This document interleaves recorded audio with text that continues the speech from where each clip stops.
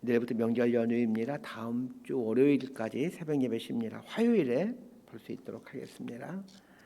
우리 하나님 말씀은 마가복음입니다. 오늘부터 마가복음 말씀이 시작되는데 마가복음 1장 1절에서 20절까지 내일 본문까지 보도록 합니다. 마가복음 1장 1절에서 20절까지 말씀 번갈아가며 읽습니다. 제가 먼저 읽겠습니다. 하나님의 아들 예수 그리스도의 복음의 시작이라. 선지자 이사야 그래 보라, 내가 내 사자를 내 앞에 보내노니 그가 내 길을 준비하리라. 광야에 외치는 자의 소리가 있어 이르되 너희는 주의 길을 준비하라. 그의 오실 길을 곧게 하라.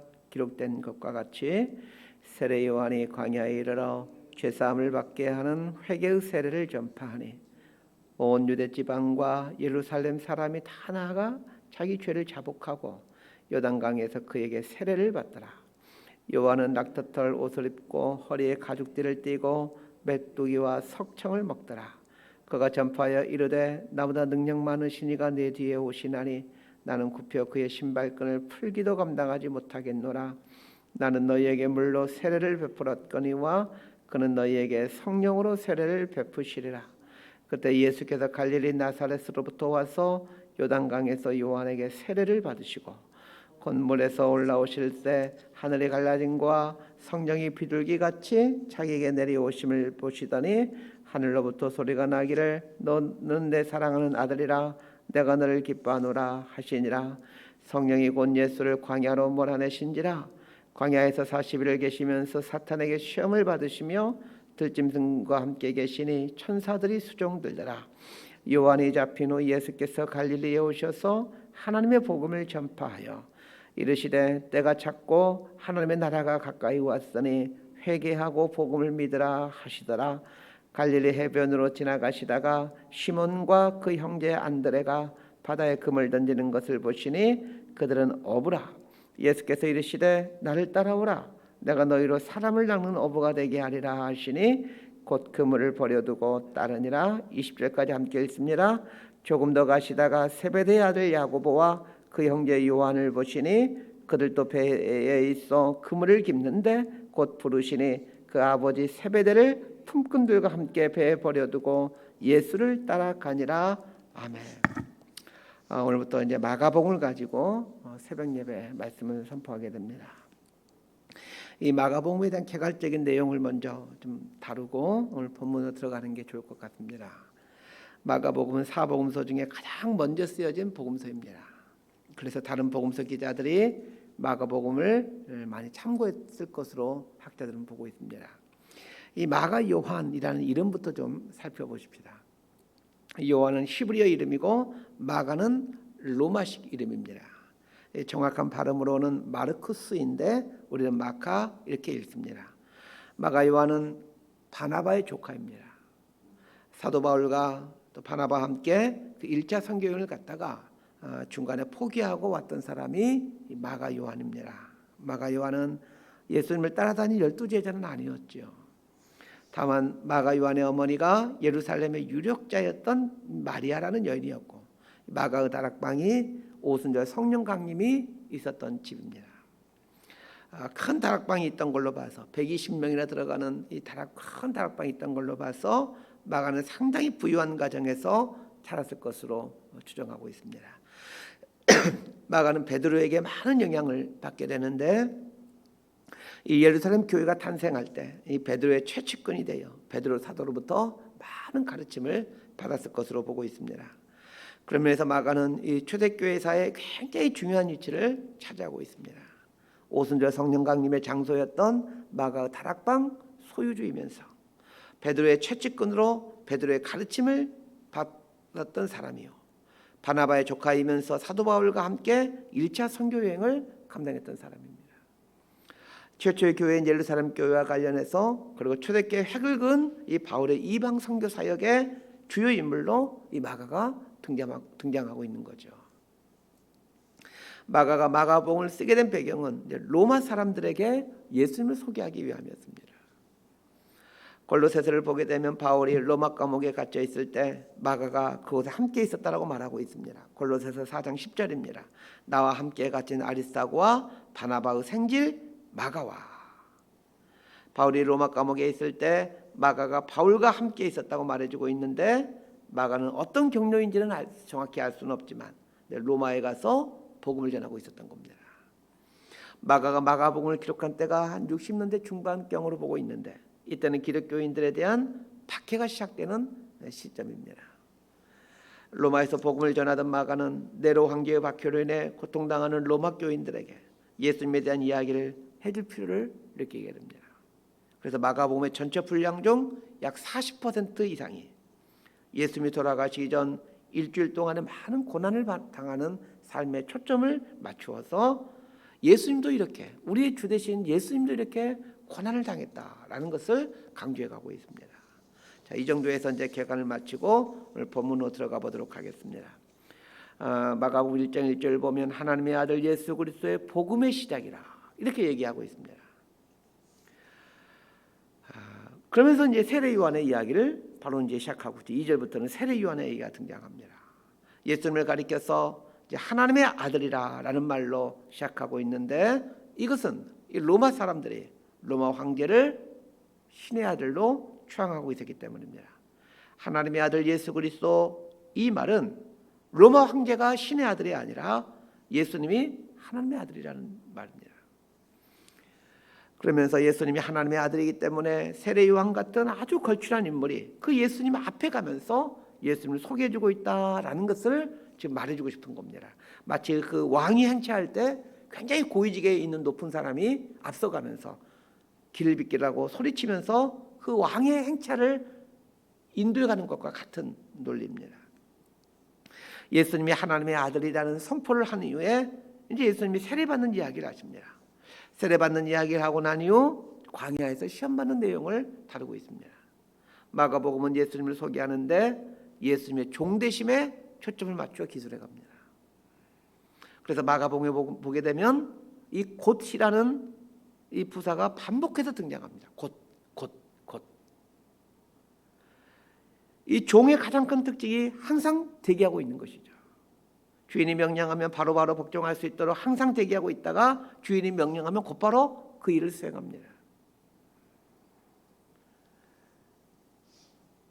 이 곧이라는 부사가 의미하는 것이 예수님의 종되심입니다.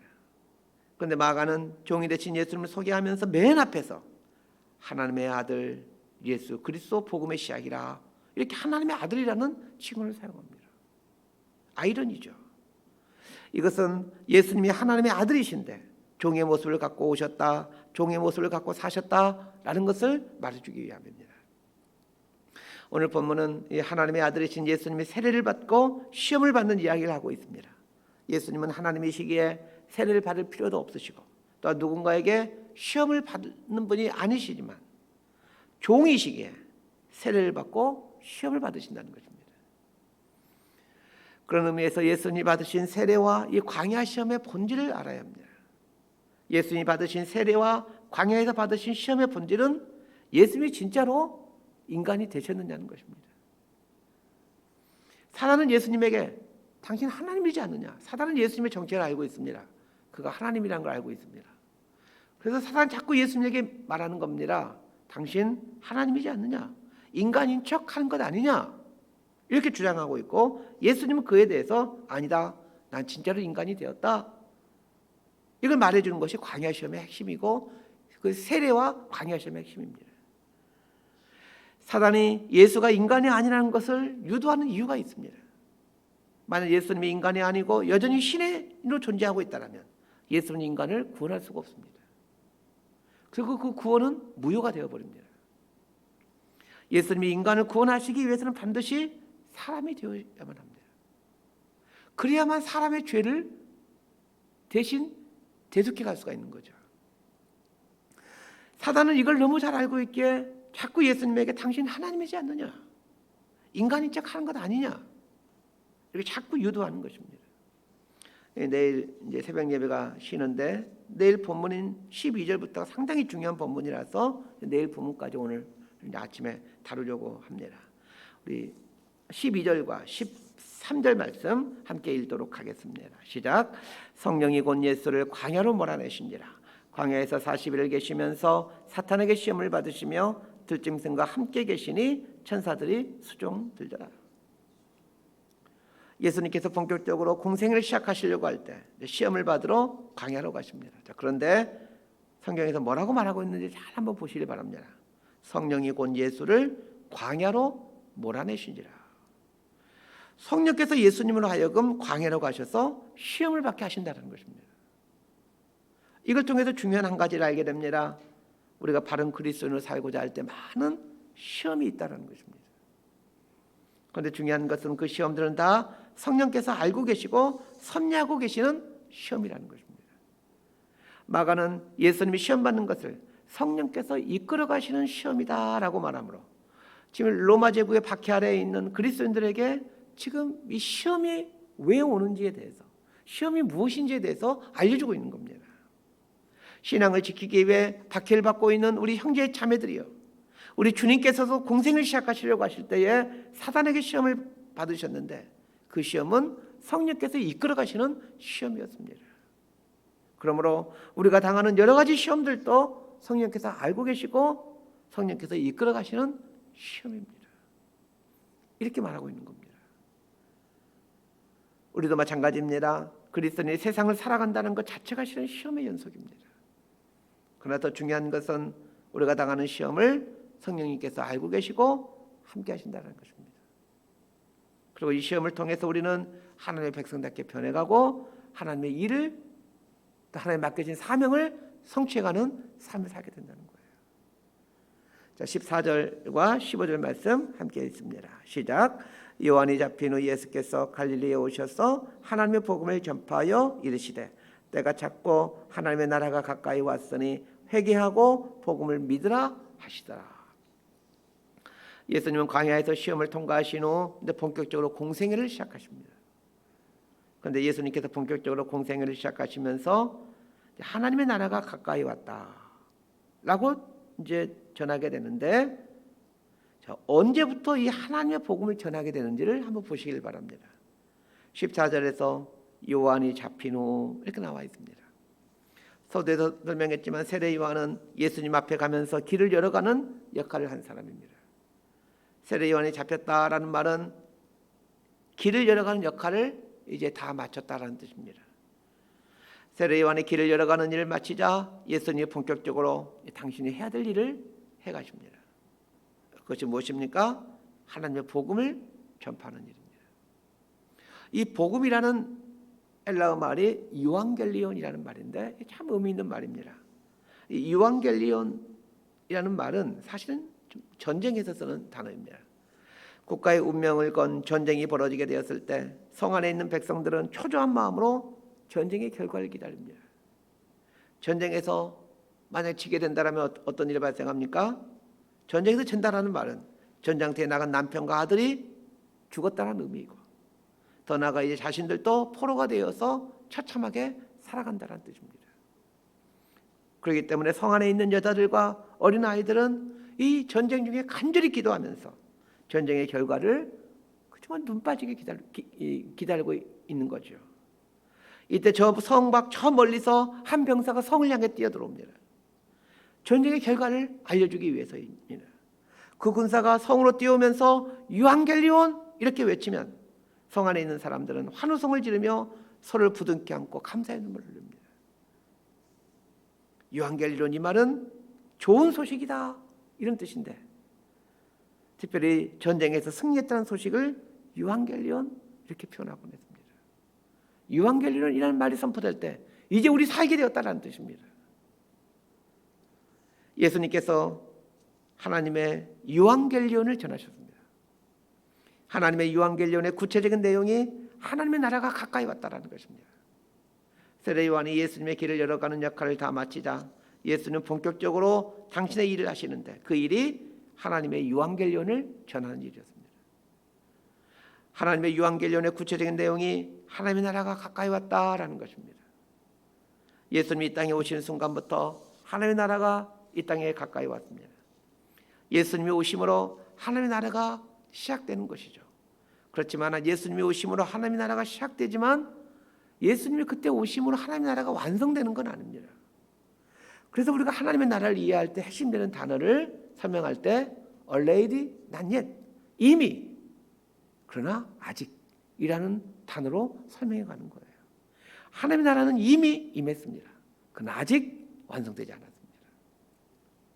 2000년 전 하나님의 아들이신 예수님이 이 땅에 오실 때 하나님의 나라가 시작됩니다. 그러다가 예수님이 다시 오심으로 하나님의 나라는 완성됩니다. 그런 면에서 예수님이 하나님 나라인 거죠. 하나님의 나라가 가까이 왔다라는 말은 사단의 나라, 사망의 나라가 이제 힘을 잃어가기 시작했다는 뜻입니다. 그러면 사망의 권세에서 해방되어 하나님의 나라에 속하게 살기 위해서는 어떻게 해야 되는 것입니까? 회개하고 예수 그리스도를 믿어야 합니다. 이 말은 우리가 회개하고 예수 그리스도를 믿게 될 때 우리 안에 하나님의 나라가 시작된다라는 뜻입니다. 하나님의 나라는 회개할 때 우리 삶에 임하게 됩니다. 오늘 우리 시대의 그리스도인들이 하나님의 나라를 깊이 경험하지 못하고 있는 이유가 있다면 회개가 없기 때문입니다. 회개하더라도 입술에 회개만이 있었기 때문입니다. 그래서 피상적인 하나님의 나라만 아는 거죠. 16절에서 20절까지 말씀 함께 읽습니다. 시작. 갈릴리 해변으로 지나가시다가 시몬과 그 형제 안드레가 바다에 금을 던지는 것을 보시니 그들은 어부라. 예수께서 이르시되 나를 따라오라. 내가 너희로 사람을 낚는 어부가 되게 하리라 하시니 곧 그물을 버려두고 따르니라. 조금 더 가시다가 세베대의 아들 야고보와 그 형제 요한을 보시니 그를 또 배에 있어 그물을 깁는데 곧 부르시니 그 아버지 세베대를 품꾼들과 함께 배에 버려두고 예수를 따라가니라. 하나님의 나라가 가까이 왔다라고 선포하신 예수님이 이제 그 다음에 무엇을 하시는지 한번 유심히 보시기 바랍니다. 하나님의 나라가 가까이 왔다라는 이 인류 역사를 완전히 바꾸어 뒤집어 놓는 말씀을 하시고서는 이어서 하는 일이 갈릴리 호숫가에서 고기를 잡고 있는 어부들 찾아가 그들 제자로 부르신 일입니다. 굉장한 아이러니이죠. 그런데 이것이 하나님의 나라를 이해하는 열쇠입니다. 예수님이 하나님의 나라가 가까이 왔다고 선포하시고는 그 다음에 하신 일은 갈릴리 호숫가로 가서 거기서 고기를 잡는 어부들을 제자로 부르신 일입니다. 마가복음에서는 갈릴리 호수를 바다라고 표현하고 있지만 실은 이 갈릴리 바다는 작은 호수입니다. 동서로는 12km, 남부는 20km에 불과 날씨가 좋은 날이면 이쪽에서 저 끝까지 다 보이는 그런 호수입니다. 역사의 격전지였던 큰 지중해에서 고기를 잡는 어부들을 제자로 삼았다면 그래도 조금 이해가 갈 수 있을 텐데 이 작고 작은 호숫가에 파묻혀 고기를 잡고 있는 무식한 어부들에게 찾아가서 그들을 제자로 부르십니다. 예수님은 배우지 못하고 무식하고 자기 고집에 사로잡혀 살아가는 우물한 개구리들인 갈릴리 어부들에게 오십니다. 예수님께서 하나님의 나라라는 이 상상할 수 없는 엄청난 프로젝트를 시작하시면서 그 작고 작은 갈릴리 호수의 어부들을 로 하나님 나라를 시작하는 겁니다. 그럼 그들에게 뭐라고 말씀하십니까? 내가 너희로 사람을 낚는 어부가 되게 하리라 말씀하십니다. 우리는 예수님이 제자들을 부르실 때 하셨던 말씀인 내가 너희로 사람을 낚는 어부가 되게 하리라 이 말씀만 기억하고 그 앞에 나오는 말에 대해서는 잘 기억하지를 못합니다. 앞에 나오는 말이 무슨 말입니까? 나를 따라오라라는 말입니다. 나를 따라오라라는 말은 예수님과 함께 살면서 예수님이 가신 길을 함께 가자라는 얘기입니다. 예수님이 베드로와 안드레를 부르실 때 해주신 말씀은 사실은 조건문입니다. 나를 따라오게 된다면 너희가 사람을 낚는 어부가 된다라는 말입니다. 이 조건문에서는 종속절보다 더 중요한 것이 이 조건절이죠. 우리가 부동산 계약을 할 때 당신이 나에게 1억을 주면 내가 이 집을 주겠습니다. 뭐 이렇게 계약을 하는 거잖아요. 그런데 이 집을 주겠습니다가 중요한 게 아니라 나에게 1억을 주면 이게 중요한 거죠. 그런데 많은 그리스도인들은 성경을 읽으면서 나에게 1억을 주면에 해당하는 문장은 기억하지 않고 이 집을 주겠습니다만 기억한다는 거예요. 그러나 하나님께 소리 높여 기도합니다. 하나님 나에게 이 집을 준다고 하지 않았습니까? 언제 하나님께서 집을 준다고 했습니까? 1억 원을 주면 집을 준다고 했지. 우리는 항상 조건절을 잊어버리고 그 뒤에 나오는 하나님의 약속만 붙들고 있으려고 합니다. 예수님이 베드로와 안드레에게 나를 따라오라, 내가 너희를 사람을 낳는 어부가 되게 하리라 이렇게 말하자 베드로와 안드레가 어떻게 합니까? 곧 그물을 버려두고 따르니라 이렇게 나와 있습니다. 베드로와 안드레는 예수님이 하신 말씀에 이 조건절에 귀를 기울이고 거기에 순종했습니다. 그래서 정말로 갈릴리 호수의 어부에 불과하던 베드로와 안드레가 사람을 낚는 어부가 됩니다. 물론 중간에 몇 번의 실패가 있었지만 결국에는 베드로와 안드레는 예수님께서 약속하신 말씀처럼 사람을 낚는 어부가 되었고 그들을 통해서 예수님이 선포하신 하나님의 나라가 가까이 왔다라는 말씀을 이루어가는 인생을 살게 되더라는 것입니다. 우리도 마찬가지입니다. 갈릴리 호수의 어부에 지나지 않는 우리가 하나님 나라를 이루어가는 삶을 살아갈 수 있는 비결이 있다면 나를 따라오라 라는 주님의 말씀에 순종함으로 주님을 따르는 삶을 사는 것입니다. 말씀 정리합니다. 오늘 두 가지를 기억했으면 합니다. 예수님도 시험을 받으셨습니다. 공생을 시작하시려고 할 때 시험을 받으신 것처럼 우리 또한 그리스도인으로서 바른 삶을 살고자 할 때 매 순간 시험이 온다는 것을 기억하셔야 됩니다. 그러나 성령께서 함께 하시는 시험이기에 성령께서 이기게 하신다는 것을 기억하면서 시험 앞에 직면하셔야 됩니다. 두 번째 기억해야 될 것은 하나님의 나라를 이루어가기 위해 예수님은 거창한 일들을 하지 않으셨다는 것입니다. 갈릴리 호숫가에 찾아가 무식한 어부들을 부르셨습니다. 하나님은 갈릴리 어부 같은 우리를 부르시고는 당신의 나라를 이루어가신 일을 하시게 합니다. 연약한 우리를 통해 하나님 나라가 이루어지기 위해서는 반드시 해야 될 일이 있는데 주님을 따르는 일입니다. 주님과 함께 살면서 주님을 따르는 삶을 살 때 우리는 베드로가 되고 안드레가 되어 살아가게 됩니다. 이 부르심에 순종함으로 나아가는 저와 여러분의 삶이 될 수 있게 되기를 진심으로 소망하고 축복합니다. 기도하겠습니다. 하나님 아버지, 믿음의 삶을 살고자 할 때 우리 삶에 시험이 온다는 것을 말씀을 통해 알게 됩니다. 그러나 성령께서 함께 하신 시험이기에 넉넉히 이길 수 있음을 압니다. 갈릴리 호숫가에서 고기를 잡는 무식한 어부에 지나지 않는 연약한 우리들을 당신의 나라를 이루어가는 위대한 인생으로 불러주셨습니다. 주님과 함께하는 삶을 연습해 가게 하시고 주님이 가신 길이 어떤 길인지를 알아 주님 가신 길을 선택해 갈 줄 아는 저희들 되게 하옵소서. 그래야 할 때 이렇게 연약하고 무식한 우리를 통하여 영원한 하나님의 나라가 이루어지게 된다는 것을 압니다.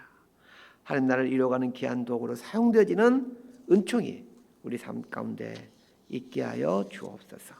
예수님의 이름으로 기도드리옵나이다.